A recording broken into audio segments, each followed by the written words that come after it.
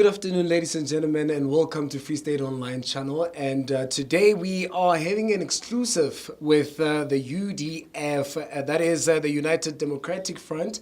Now we are going to be chatting to them about the 40-year celebration. But here today, I've got this is Zingile. Good afternoon and welcome to Free State Online channel. Good afternoon. Watching this, who and UDF as a role in South African politics. Well, thanks. You would know that after the banning of the liberation movement formations in 1960, there was a lull in the country, political lull in the country, until perhaps the trade unions started to go out, and campaign for better wages of workers. The students in NUSAS in the 70s, BCM, etc., etc. But there was a need, and a call made even after the formation of AZAPO in 1979 by Comrade Popo Molefe regarding the issue of South Africans coming together. All South Africans, the different organizations were fighting separately and individually. So there was a call to come together, hence the formation of the UDF then, towards the push to get rid of the apartheid system. So talking about that, standing purposes, with the ruling party right now, is there any relation between the UDF and the ruling party? Because we know going into 1994, there were parties that partnered with the ANC to in any case? No, remember the UDF as a front of all organizations fighting against apartheid got disbanded in 1991 to be specific. What today we're doing is a commemoration of the legacy of the UDF. But the UDF is not being re-established as a party or internal democracy, non-racialism, the love for the people of our country, the love for, and actually even practiced and lived by current political party formations in the country. One of our greatest objectives is to make sure that the young people of our country get to understand what the UDF stood for and actually be in a position to emulate the stance of the UDF, the way, the style of work of the United Democratic Front, so that in that way we can together, and for that matter, the African National Congress nationally has agreed to support this campaign. Look, yesterday it was and a bit about the campaigns that you guys were involved in trying to give hope back into different communities. In the Free State here, we did in Buchabel, clean the gardens, and make sure that these facilities, as an example, Paradise, that's where we spent most of our energies yesterday, are in a good state of repair. They are clean. And we did that together with our community, because it's not about doing for the community, but doing things together with the community.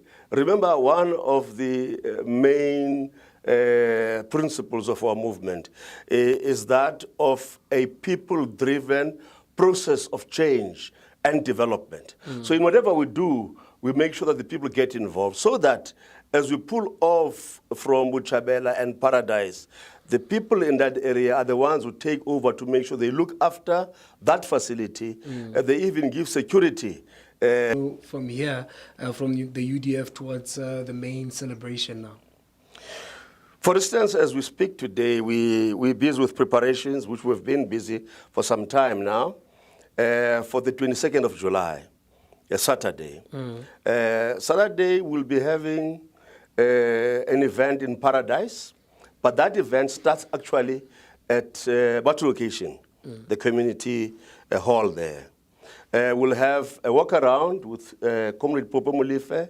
We will be joined by the leadership of the UDF commemoration in the province. We might even be joined by our neighbors from the Northern Cape. We'll be joined by the Premier of the province, Comrade Mxolisi Tukwana. After that walkabout, even from Community Hall to Paradise. And that fun walk will be given a guard of honor by members of our community on their bikes. It will be a beautiful occasion, and it is expected that all participants will, at the end of that fun walk, be given certificates of recognition for their participation in the fun walk. And then our program for the day will start in Paradise Hall, where Comrade Popo Molefe, as the national leader of, or the face of the, on how the provincial government of the Free State is going to engage with us in the respect of freedom fighters.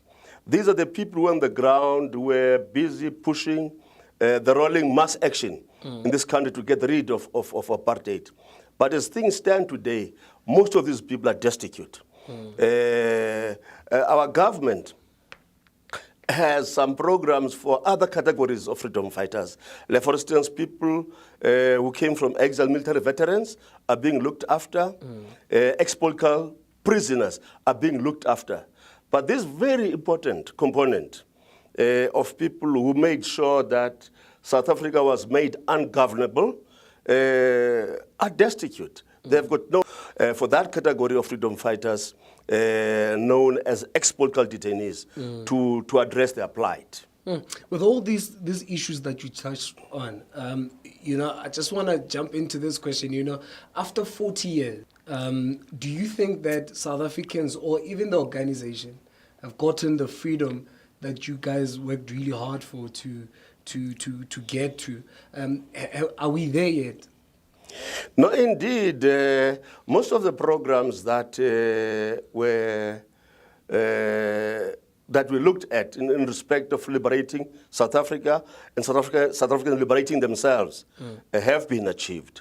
For instance, if you look at the constitution of the country, gives all these types of rights to the people of our country. But unfortunately, much has been achieved by the democratic government in this country.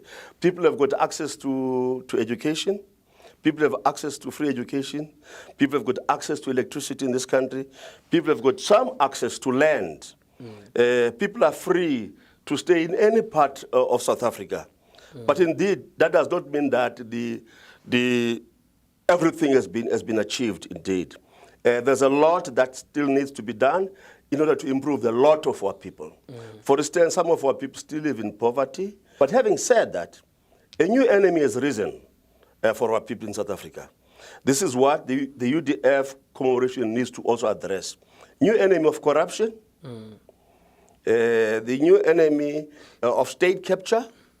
This is the enemy that makes it difficult for our people to have access to business.